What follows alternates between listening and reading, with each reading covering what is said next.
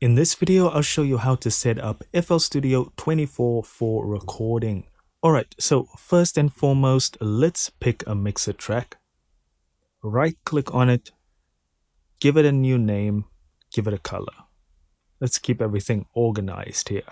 Next up, right click again and just give it an icon.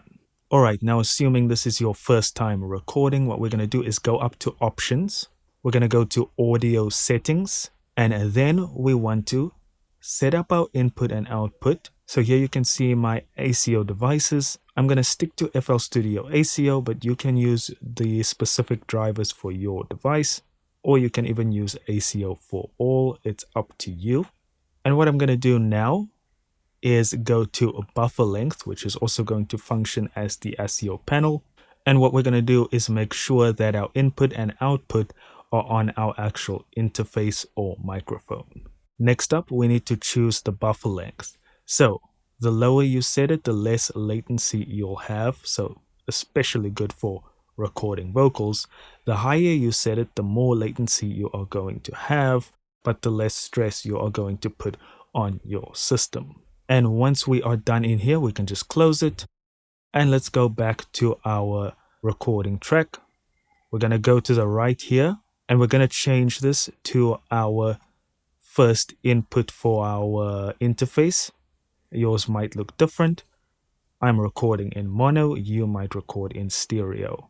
And now it's going to bring up this window, and this is exactly what I want, because I wanted to record the external inputs, not the internal ones.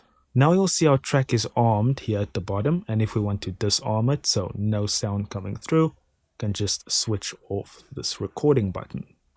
Now we're going to go up to the playlist because that's where I want to record in. So we'll right click, we'll go track mode, audio track, and let's assign it to our recording playlist track. So now all our recordings will be done on this track in the playlist.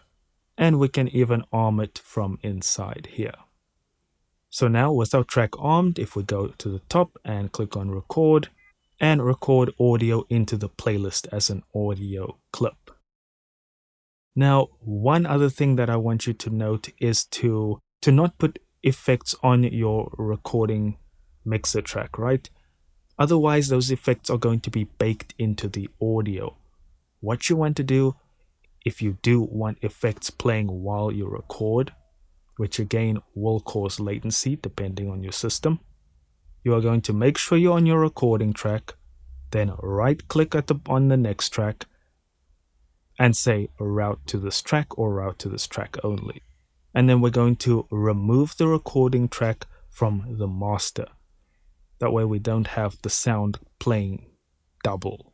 And then you can put all your effects on the effects track or the insert to track.